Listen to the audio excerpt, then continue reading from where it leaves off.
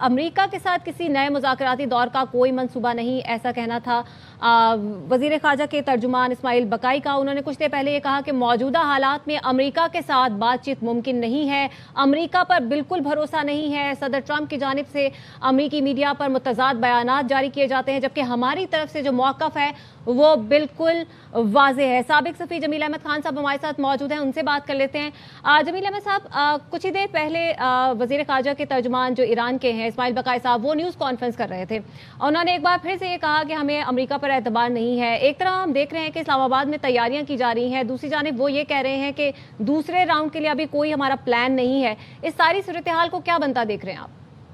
दूसरे राउंड का अगर कोई बिल्कुल प्लान उनका नहीं होता तो ये इतना बड़ा जो हमने सजाया है पूरे इस्लामाबाद की, जो हमने इंतजाम इंसराम लिया है, पूरा बंदोबस्त किया है, ये पाकिस्तान नहीं लेता।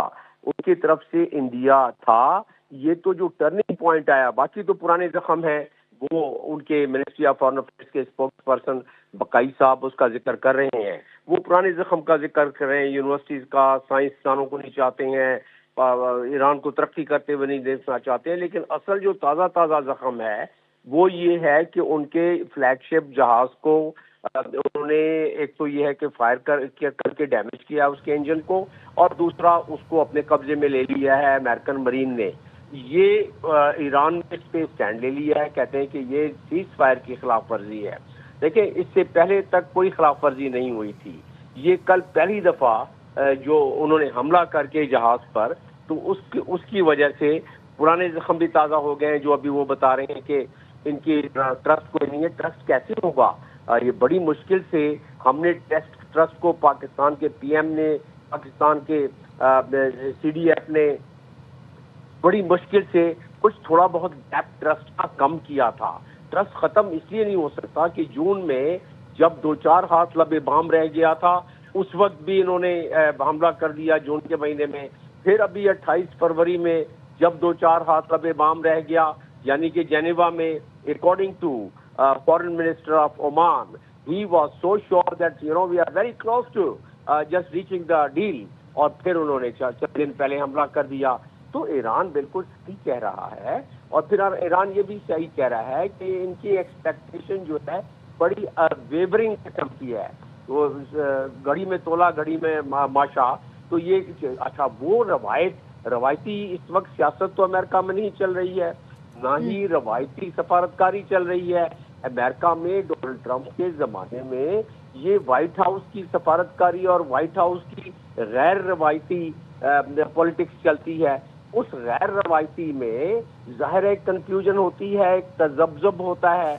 उस तजब्जुब की वजह से ट्रस्ट का भी कम होता है। और ईरान का तो ट्रस्ट, वो कहते हैं ना कि दूध का जला छाछ को भी फूंक फूंक के पीता है। तो ये मामला है। लेकिन कंक्लूजन मेरा इसमें ये है कि ये ब्लॉकेड में थोड़ी सी दूर चले जाएंगे अमेरिकन, या उसमें थोड़ी नरमी हो जाएगी, या ब्लॉकेड खत्म हो जाएगा अगले 1-2 दिन में।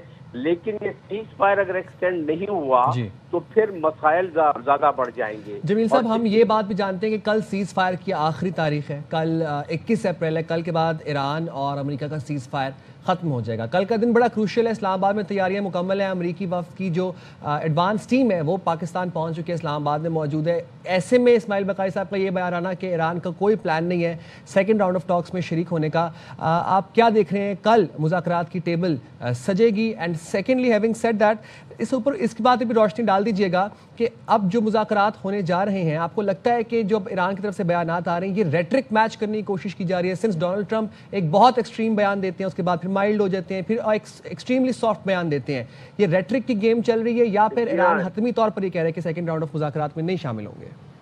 मैचिंग बयानात इसको कह लें, लेकिन उसके साथ साथ ईरान जिस पर स्टैंड ले गया है कि आपने सीज फायर की खिलाफ वर्जी की है, हमने नहीं की है, तो उस लिहाज से उसमें कुछ लचक दिखानी पड़ेगी जो ब्लॉकेट किया हुआ है। लेकिन कल का जो आपने कहा दिन क्रूशल है, ये दुरुस्त है। और कल मेरा अपना तजिया ये कहता है कि ये एक्सटेंड हो जाएगा, क्योंकि कल मुझे नहीं लगता कि ये सेशन शुरू हो जाएगा। अगर सेशन शुरू भी हो जाए, फर्ज कर लें जिस तरह की जितनी मेहनत की है पाकिस्तान ने, उसके प्राइम मिनिस्टर ने, उनके सीडीएफ ने, खासतौर पर ईरान में सीडीएफ ने जाके 3 दिन جنگی حالات میں گزارے ہیں تو وہ راہیں ہموار کر کے آئے تھے.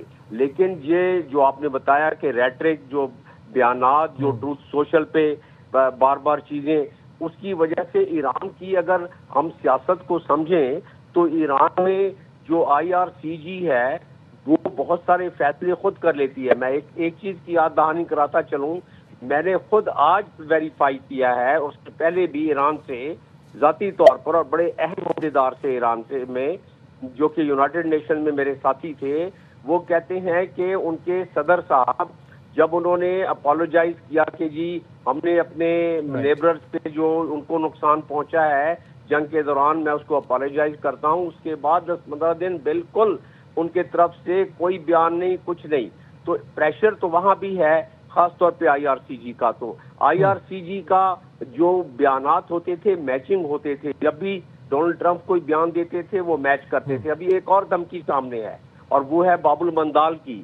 حوثیوں نے جو دھمکی دی ہے اور IRCG کہتے ہیں کہ ظاہر ہے ہم جب چاہیں باب المندال بند کرا دیں گے، اور دنیا کو اس کی کانسیکوینسز کا پتہ ہے.